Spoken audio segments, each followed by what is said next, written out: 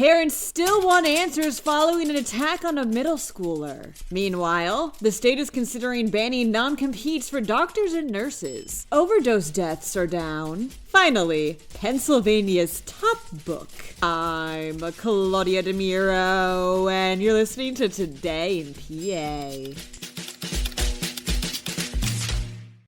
Parents in Montgomery County still want answers, as well as reassurances, following an attack on a middle schooler last month, reports Fox 29. Today in PA previously reported on this attack when a 12-year-old at Pembroke Middle School was beaten with a metal Stanley cup by another student. A student, according to a few parents, that was previously reported to the school over safety concerns. 6ABC continues to report how parents and the community at large voiced their continued concerns to school officials during a meeting held Tuesday, specifically with regards to North Penn School District's policies and accountability. Asked one parent, quote, "What does it take to remove a student who is breaking rules, hurting kids repeatedly?" Another asked how many other students, if any, are considered threats as well. Superintendent Dr. Todd Bauer didn't give any information concerning that, but did confirm a third party has been hired to investigate the incident. Said another parent, quote, "I want to know my kids are safe and are going to come home the way I sent them there. I don't feel that."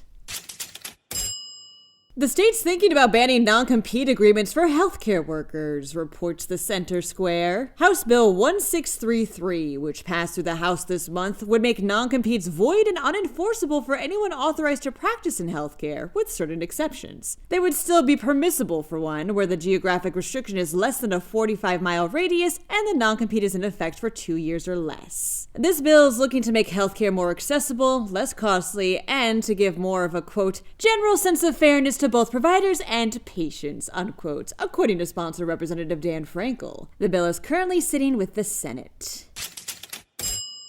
Overdose deaths fell nationwide last year, which is only the second time they've dropped since the national drug epidemic began roughly 3 decades ago, states the Associated Press. New CDC data is showing how these deaths dropped by about 3% between 2022 and 2023, although officials note that this is provisional data that may change after further analysis. However, they still expect to see a drop once the final numbers are in. Officials are also still not sure what caused this drop either. Some are pointing to shifts in drug supply, others think it's the expansion of treatment efforts. On the darker side of things, others posit that the epidemic has killed so many that there's fewer people to overdose. Mostly, though, researchers maintain this decline is a reason to be optimistic.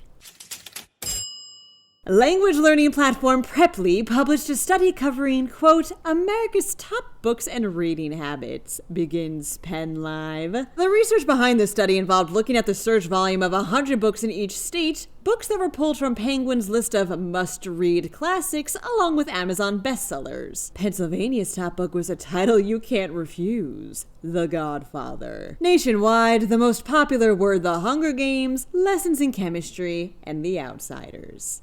That's all for today. For even more Pennsylvania news and beyond, visit PennLive.com. Also, please don't forget to rate this podcast wherever you may listen to it, and to email me at todayinpa@PennLive.com just to say hey. Thanks ahead of time, and of course, thanks for listening. I'm Claudia Dimuro, and we'll get back together during Friday's episode of Today in PA.